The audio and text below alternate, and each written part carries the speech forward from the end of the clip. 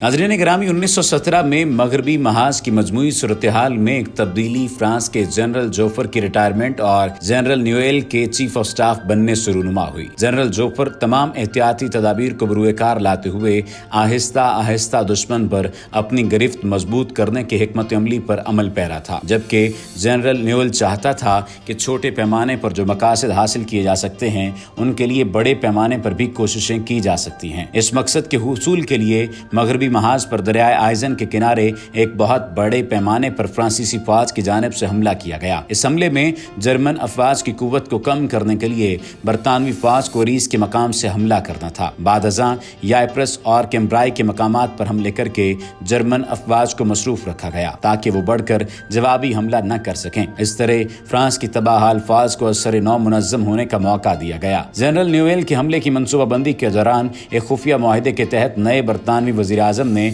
अपने chief of staff के इल्म में लाए बगैर जनरल हेग, जो बरतानवी मुहिम्माती फौज के फ्रांस में ऑपरेशन का सरबराह था, उसको जनरल न्यूएल के मातहत कर दिया गया। इस नई सूरत-ए-हाल ने इत्तेहादी अफवाज में दूरियां पैदा की। दूसरी जानिब जनरल न्यूएल के मंसूबे को जनरल पेटेन ने मुस्तरद कर दिया था। इस वजह से जनरल न्यूएल ने जनरल जोसेफ एल्फ्रेड मिशलर को इस मकसद के लिए चुना था। आइजन की दूसरी लड़ाई का आगाज 16 अप्रैल को बड़े पैमाने पर किया गया था। फ्रांस ने बड़ी बहादुरी और इत्माद के साथ हमला किया, ताहम जर्मनी की मशीन गनों के भरपूर जवाब ने उनके हमले को रोक दिया। फ्रांस ने जंग के मैदान में टैंक झोंक दिए। इससे कबल टैंकों का इस्तेमाल वर्डन की लड़ाई में जनरल हेग ने किया था। फ्रांस के टैंकों का जर्मन अफवाज की जानिब से मुंह तोड़ जवाब दिया गया और पहले ही रोज 200 से ज्यादा टैंक तबाह कर दिए गए। अगले रोज फ्रांस की फौज को 2.5 मील तक पेशकदमी का मौका मिल गया और जर्मन अफवाज अपनी मशहूर दिफाई पट्टी हिंडनबर्ग लाइन से रजाकाराना तौर पर पसपा हो गई और फ्रांस को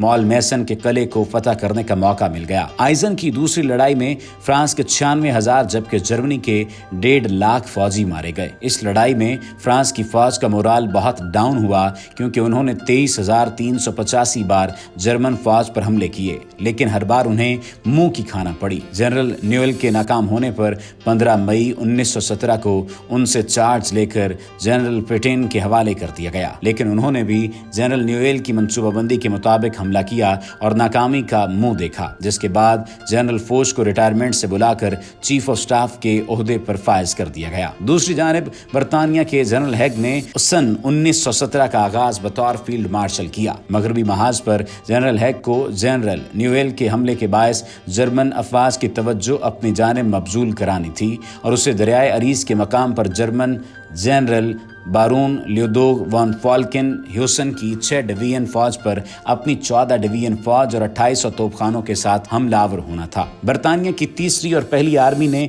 दाएं और बाएं जानिब से 9 अप्रैल को महाज का सबसे ज्यादा गहरा और दूर तक शिगाफ डालने वाला था। बरतानवी corps commander General Charles Fergusson ने 3.5 मील अंदर तक दुश्मन की तीसरी खंदक तक मार करते हुए इलाका छीन लिया। अगले दिन जनरल हेग के पैगाम के मुताबिक जर्मनी की शिकस्त खोरदा फौज का पीछा करने के लिए बरतानवी अफवाज को तैयार किया गया, लेकिन वो इस बात को भूल गया कि जर्मनी के पास बड़ी मिकदार में महफूज फौज मौजूद है। इस महाज पर 23 अप्रैल तक जंग किसी खास काबिल जिक्र बेहतरी के जारी रही। इस दौरान कनाडा की फौज ने विमी की पहाड़ी पर भरपूर हमला किया और 2 दिन की लड़ाई के बाद उस पर कब्जा कर लिया। 3 मई तक इत्तेहादी अफवाज ने जर्मनी को मजीद पीछे धकेल दिया, जिसके बाद इस हमले को खत्म कर दिया गया। उम्मीद है कि अब तक की इन तमाम तर वीडियोस में आपने वर्ल्ड वॉर 1 के बारे में काफ़ी हद तक जान लिया होगा।